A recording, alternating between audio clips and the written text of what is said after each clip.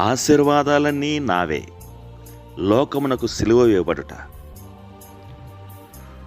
మన ప్రభువైన యేసుక్రీస్తు సిలువయందు తప్ప మరి దేని యందును అతిశయించుట నాకు దూరమవునుగాక. దాని వలన నాకు లోకమునకు నేనును సిలువ వేయబడి ఉన్నాను. గలతీ 6:14.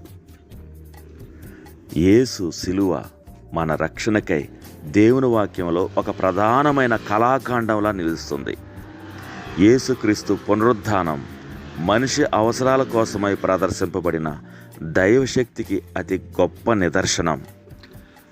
అయితే క్రొత్త నిబంధన స్పష్టంగానే ఉంది, ఈ రెంటిలో ఒకటి లేకుండా మరొకటి ప్రభావరహితమని. క్రీస్తు మరణించినప్పుడు నేను ఆయనతో పాటు మరణించాను.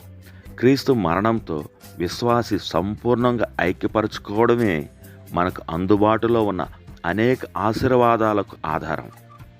సిలువపై క్రీస్తు చేసిన కార్యం అపవాది క్రియలను లయం చేసి విశ్వాసిని పాపపు స్వభావం యొక్క ప్రభావం నుంచి, శరీరం యొక్క శక్తి నుంచి, ధర్మశాస్త్రపు తీర్పు నుంచి, ఈ లోకపు ప్రభావాల నుంచి విడిపించడానికే ఉద్దేశించబడింది.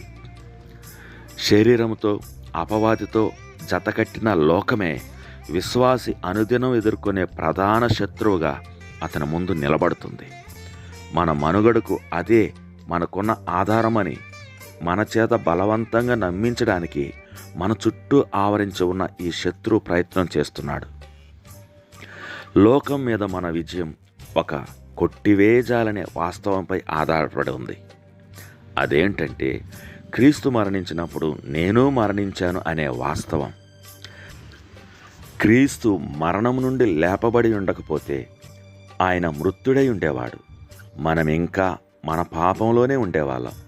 ఏది ఏమైనా క్రీస్తు మృతులలో నుండి లేపబడినవాడు గనక మన జీవితాన్ని నడిపించుకోవడం కోసం ఆయన నూతన జీవం మనకు అనుగ్రహించబడింది.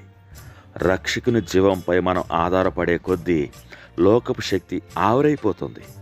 లోకం మనల్ని విడిచిపోదు, కానీ క్రీస్తు యొక్క నూతన జీవం లోకపు ఆకర్షణను నిర్వీర్యం చేస్తుంది. రోమ 6వ అధ్యాయం చెప్తున్నట్టుగా, మనము సిలువ వేయబడక మునుపు నడుచుకున్నట్లు లోకానుసారంగా నడిచేందుకు బదులు ఇప్పుడు మనము నూతన జీవం పొందిన వారమై నడుచుకున్నట్లు లేపబడి ఉన్నాం. క్రీస్తుతో పాటు లేపబడిన మనకు అనుగ్రహించబడిన జీవానికి తగినట్లుగా ఇప్పుడు మనం నడుచుకోగలం. క్రీస్తు సిలువ వేయబడినప్పుడు లోకం కూడా నాకు సిలువ వేయబడింది. సిలువ వేయుట అనేది అందరికీ కనిపించే అత్యంత క్రూరమైన మరణం. మరణం అంటేనే ఎడబాటు. లోకాన్ని సర్వనాశనం చేయడం కన్నా లోకం నుంచి వేరుపడటంగా దీన్ని మనం అర్థం చేసుకోవాలి. ఇప్పటికీ లోకం నా చుట్టూ ఉంది, కానీ అది నా మీద పరిపాలన చేయలేని విధంగా సిలువ వేయబడింది, నా నుంచి వేరు చేయబడింది. క్రీస్తు శక్తి యందు నేను దాని ఆకర్షణలను, ఉనికిని కాపాడుకునే దాని మాటలను ఓడించగలను. ప్రస్తుత దుష్టలోకం స్థానంలో దేవుడు నాకు తండ్రి లోకాన్ని, భవిష్యత్తులో రానున్న అంతిమ లోకాన్ని చూపిస్తాడు. రానున్న లోకం విషయంలో జీవించగలిగేలా నేను నశించిపోయి ఈ లోకానికి మరణించాను. తండ్రి, క్రీస్తులో నన్ను ఐక్యపరిచినందుకు వందనాలు.